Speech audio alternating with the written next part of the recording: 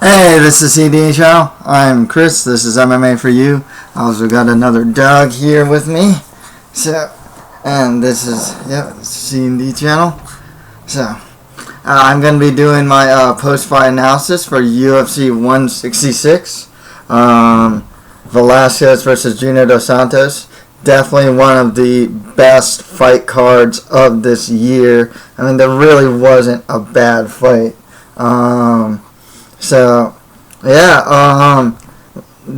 As far as the bonuses go, Melendez and Diego Sanchez got fight of the night. John Dodson got knockout of the night, and Tony Ferguson got submission of the night.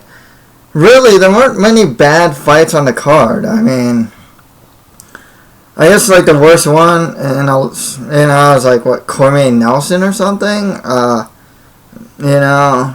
Nunes versus Satorov. Oh, some parts were pretty fun there. All the fights were pretty good, man. My picks were pretty good. I got 11 out of 13. Missing the Jessica I versus Sarah Kaufman one, and the Gonzaga versus Sean Jordan pick. Some of the topics to talk about are officiating and the ringside doctors and physicians.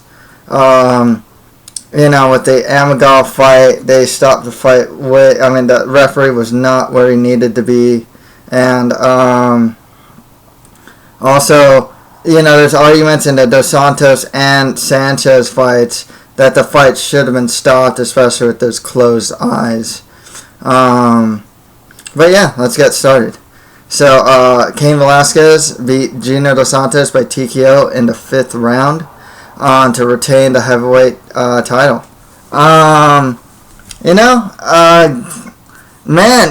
Early on, Dos Santos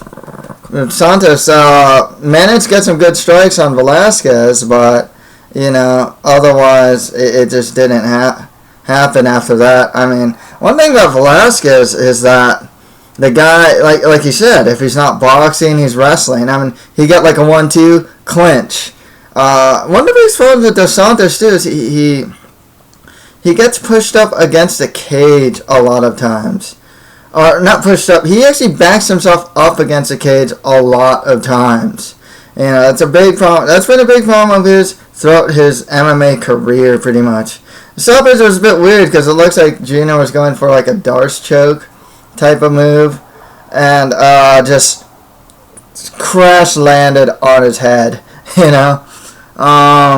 There's an argument for this fight to be stopped in the 3rd, especially with his eyes closed. And man, he was dropped in that round as well. These ringside doctors, it's like, can you see through, it's funny because it's like, they asked him if he can see through the right eye, not the left eye. So, I thought that was kind of weird.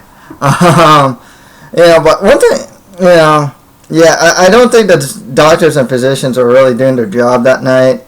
The Texas Commission is known not for being pretty lax. Junior's got some brain damage.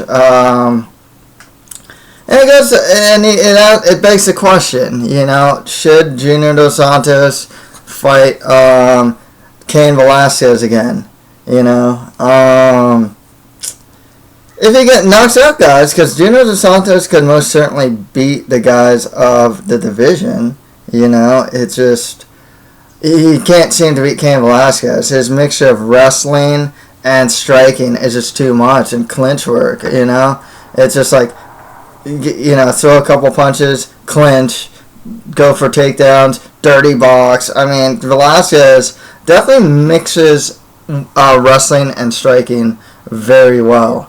And that was just, Dos Santos has a good style to beat him, but he moves straight back. He'd need to work on his footwork.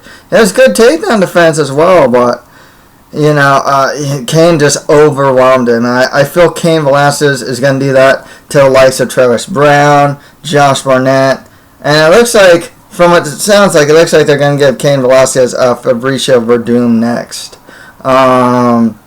Interesting style matchup, just for the ground. I think Velasquez, though, just overwhelms him on the feet. Even if it goes to the ground, I can see Kane just pummeling him, unless maybe he's in his guard. And even then, I don't know if he'll give Verdum room to breathe. So, yeah.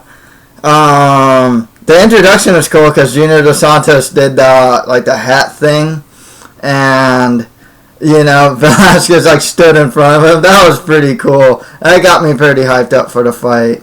I think Junior Dos Santos next. Win or lose, Bigfoot would be good. Alistair Overeem if he beats Frank Mir.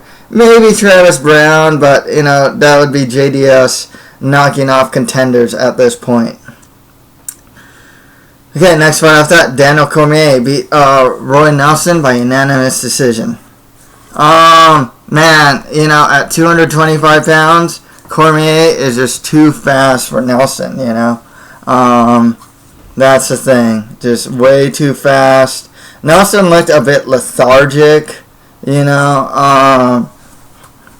it looks like Cormier is going to cut down to 205, probably to fight Jones. I don't know if he's going to get an immediate title shot or anything like that, but maybe after the Glover Teixeira fight. I mean, there's Gustafsson to fight Jones. Assuming that Jones wins, Daniel Cormier versus John Jones. It's a really intriguing fight. Despite not getting the finish here and not finishing Frank Mir, it's a pretty strong strength of resume so far for Daniel Cormier. Bigfoot, Josh Barnett, Deion Sterling, and somewhere in there. Frank Mir, Roy Nelson, pretty good, That's the thing with Cormier. Really fast. I like Cormier's right cross left hook combo really good. And he does that really well. He seems to hit hard. Roy Nelson's got, a granite chin. And then his wrestling is just, man, I mean, he can take that. He looks like he can take down anyone. I would like to see Cormier get a fight at 205 before fighting for a title. Usually what they'll do is get that guy on the fringe, kind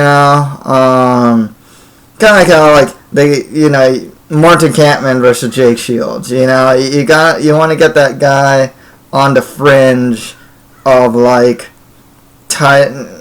of like the top, in the top 10, tough guy, but not necessarily ready for a title shot type of guy.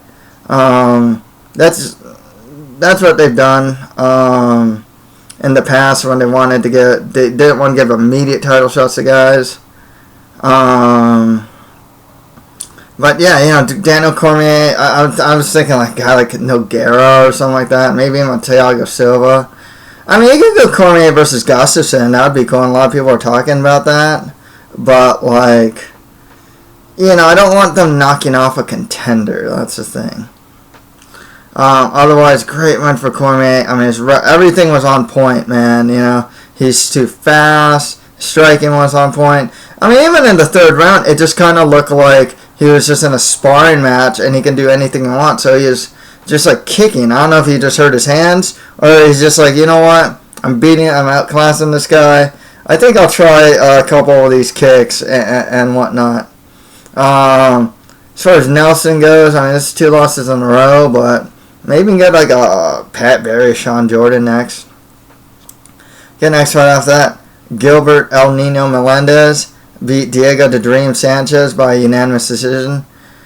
This fight, man, one thing that's bugging me bad in this fight was Joe Rogan. I mean, he was just cheerleader hanging on Diego Sanchez's nuts, dude. Oh, those body kicks. Oh, those body kicks hurt Melendez. He goes back to the stool like it's nothing. It's dude, come on. I really think those body kicks really hurt him. I'm what? What? Why are you focusing so much on Diego's offense and just not hardly ever commenting on Melendez's effective offense? I mean, one thing that was obvious is that Melendez throws straight punches when they're brawling. Most of the time, Diego Sanchez would hit air as Gilbert Melendez would hit Diego Sanchez's face. Because Diego Sanchez throws looping punches and Melendez throws straight punches. You know, yeah, he dropped him in the third, which was a pretty scary moment, but otherwise, you know, I think Melendez took this fight pretty handily, man. He found a home for his jab cross combos and whatnot pretty often during the fight, you know. But yeah, that cheerleading was just from Rogan was just too much, man. Diego Sanchez also was slurring his words in the post-fight interview, and it was a bit scary because the guy's obviously punch drunk. He goes through a couple fights like that, you know. It makes me worry about his health. He's been doing this for a while. He's a fun fighter, but it's, you know, fighting's definitely affecting his speech at this time. Diego at this point, you know, honestly hasn't really improved much. It's kind of like the same Diego we've always seen, you know. He's not better. I don't, maybe worse, maybe a little slower. But, you know, I really do feel his opposition has passed him by. I think he's going to be like something of a mid-tier name, a gatekeeper type. You know, with Melendez, though, I mean, there's Rafael Dos Anjos, TJ Grant, Habib Nurmagomedov, maybe even a possible title shot, you know. Maybe he gets the winner of Thompson versus Pettis. There's a lot of good fights for El Nino, man. Nice fight after that. Gabriel Gonzaga beat Sean Jordan by TKO in the first round. Good win for Gonzaga. He actually did a combination I use, or thing I use: block, counter, right. I mean, it's very basic and it works. You know, he got hit with a jab, blocked the right hand from Sean Jordan, and right after that he throws a counter right hook. I do the right straight. I've done right hook before. And managed to hit Jordan flush and get the TKO, you know. Good one for Gonzaga. This is the second knockout in a row that he got. He knocked out Herman before this. Sean Jordan, though, I mean, he can't beat the gatekeepers, man. He lost to Czech Conga. He lost to Gabriel Gonzaga. Just cannot beat these gatekeepers, man. He's still only 27-28. Really athletic guy, improving, but he's just not ready for the big time yet, I'm sorry to say. I mean, if you lose to the Gonzagas and the Congos, I mean, they're kind of the gatekeepers of the division. I like the guy, you know, really athletic, but, you know, Jordan just needs some work. More lower to mid-tier guys for him. You know, I think, you know, the problem with Gonzaga is he loses to top guys. Travis Brown, Junior Dos Santos. You know, like, I can say, hey, give Gonzaga Josh Barnett next. Wouldn't be a bad fight. He'd probably lose. That's just Gonzaga's MO. He doesn't seem to be able to beat the top guys. When, you know, the very top guys. You know, he loses to Shane Carlin. Lost to Brennan Shaw when he was streaking. Sucks because Gonzaga's very well-rounded. You know, he can strike and his wrestling's good. His jiu-jitsu's really good. His cardio's not great, though. But, you know, good one for him, nonetheless. Okay, next fight after that, John Dodson beat Daryl Montague by knockout in the first round. Cool knockout, man. He knocked him down in the first round, and then he got that knockout, perfectly placed left hand. That guy's got power in his left, man. You know, I mean, that's the thing with Dodson. He's one of the few flyweights. I mean, like, Ali Bagautinov and John Lineker also have power for flyweight, which is pretty rare. But Dodson also is one of those guys that's got power in the weight division as well. I tell you, he should fight next. Geez, I don't want to say immediate title shot, but, like, he seems to be able to beat a lot of guys. I know Benavidez is going to fight Mighty Mouse again. Maybe I know Moraga's fighting someone. I forgot who. Maybe the winner of that fight. Dodson versus Lineker would be cool. I know Lineker's fighting, like Phil Harris or something like that. So if Lineker beats him, maybe go Dodson.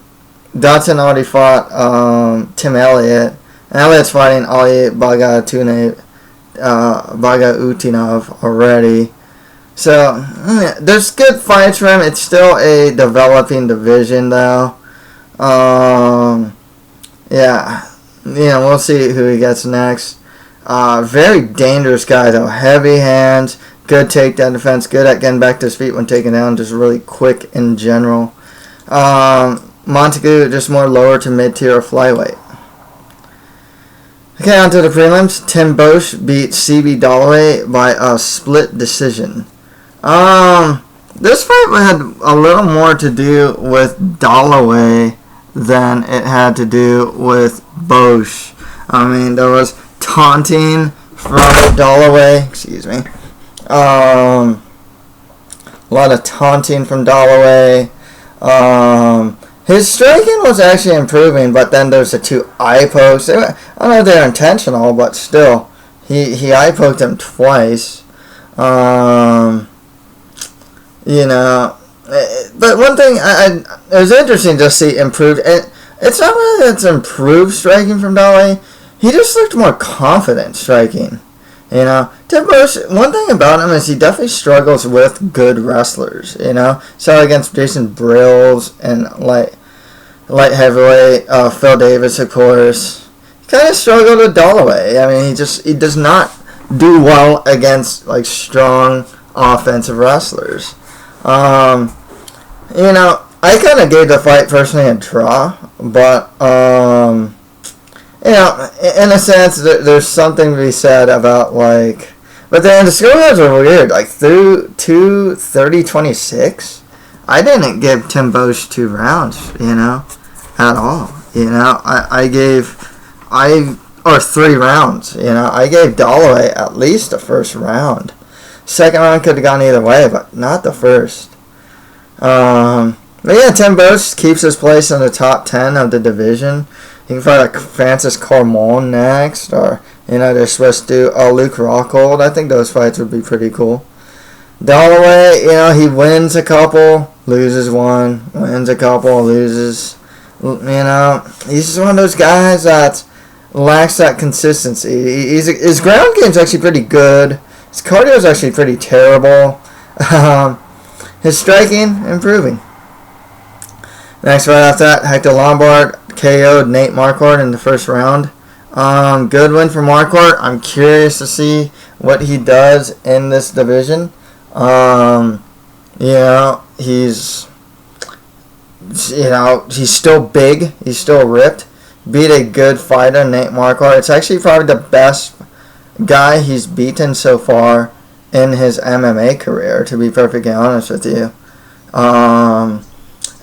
This fight just more than anything makes me curious to see how he does at welterweight. Obviously he has the power. I like to see him be able to defend takedowns. Short, stocky guy. I think he'd be able to. Just for Lombard, I mean, he's getting kind of old, so I would actually give him someone like the winner of Safadine versus Lawler or something like that. Someone pretty high up there, to be honest. Jake Shields and Lombard would be pretty interesting. But yeah. And then Marquardt, I hope he doesn't get cut from the UFC, but this is 3 losses in a row. 2 in the UFC, 1 in Strikeforce. So, and he got knocked out by Ellenberger in his last fight, and lost to Tarek Safdien before that. So, I don't know what happens to Marquardt now. I think he might get cut. Maybe Bellator or World Series of Fighting got a new fighter in their roster. Okay, next fight after that, Jessica Evil Eye beat Sarah Kaufman by split decision. Close fight, could have gone either way, good clinch work from Eye and Kaufman. I mean, they were going at it, Kaufman definitely got the 3rd round. There was some controversy here because one of the judges gave Jessica Evil Eye the 3rd round when it was clearly Kaufman's. And that was actually one of the deciding picks, or deciding scorecards that went to Eye. So, a lot of controversy there. But at the same time, it's a fresh matchup for a fresh new face at bantamweight. Sarah Kaufman got the Strikeforce style. She's fought Rousey. She's been in great fights lately too. Ever since she slammed Modafferi, and she lost to Kunin, good fight. Beat up Carmouche, good fight. Beat Alexis Davis, great fight there. That was a fight of the year candidate. Fight of the year with really great fight with Leslie Smith. This was a great fight too. Just Guy. She's been in really fun fights as of late. It's good to see. Definitely could use her. She's a solid fighter. Stylistically tough for a lot of the grapplers and wrestlers of bantamweight, because she does have a good sprawl and good takedown defense. She's really strong and has better striking than most female fighters. Jessica Evil Eye, she can fight the winner of like Carmouche Davis maybe. If you want to go a little lower than that, you can give her like the winner of Durandamy versus Nunez. That'd be pretty cool as well. Okay, next fight after that, KJ Nunes beat George Salteropoulos by unanimous decision. George was on his bicycle early on. This was a fun fight. I think Salteropoulos is probably going to be cut from the promotion. I think it's 4 losses in a row now. I think he's cut. And I like the guy, but, he's just not cutting it anymore. Nunes saved his job. I just say more lower to mid-tier of the division. Okay, next fight after that, Adlan Amagov beat TJ Wahlberger by KO in the first round. Definitely a prospect I'm looking out for in welterweight. He's never a small middleweight, and he's just a huge welterweight now. Good striking, hits hard. I think he has a sambo background as well, if I'm not mistaken, with Amagov. Trains at Jackson's, so yeah, just gonna be a prospect to look out for. The ref. Man, TJ Wahlberger took 3 punches too many, man. I mean, seriously, I hear he went out on a stretcher. Pretty scary stuff. Terrible reffing there, man. I like Wahlberger, but at this point, even though he's still young, he gets KO'd a lot. I think most of his losses are by KO or TKO. Usually to heavy-hitting guys, but still. I mean, it's still concerning, But his ground game, super fun to watch. With Amagov, I mean, just more like mid-tier guys at this point. Maybe like a Mike Pyle type or John Hathaway, somewhere. Guys around that level. He's a very interesting prospect for sure. Next fight off that, Tony Ferguson beat Mike Rio by Darshok and got fight of the night. Good win for Ferguson. I think Rio might be cut. I think he lost to Masan Duba in his last fight. Good, Ferguson's been out for a while, so, the guy's always had solid wrestling. Looks like he's got some Brazilian Jiu-Jitsu skills as well. And, his boxing is solid as well, too. Good chin, too, Ferguson, still, I don't like the guy because of stuff on Tough, The Ultimate Fighter. But, just more lower to mid-tier guys in the division. Next fight after that, Andrew Feely from Team Alpha Male beat Jeremy Larson. Larson's probably going to get cut. He got knocked out in his last fight. By that Brazilian kid that went down to bantamweight. Good win for Feely. Very impressive. I don't know what else to say. Just more lower to mid-tier of the division. Kind of want to say the same for Kyoji Horiguchi. Dustin Pegg probably cut from the promotion. He's like one out of and then won one of his last 5 or something like that. Good debut for, always nice to see a Japanese fighter in the UFC. Hopefully he does well. I think he's from Shuto, if I'm not mistaken. But yeah, more lower to mid-tier of his division. So that's it for my post-fight analysis for UFC 166. If you have any comments, just leave them below. And that's it for MMA for You. Thank you guys very much.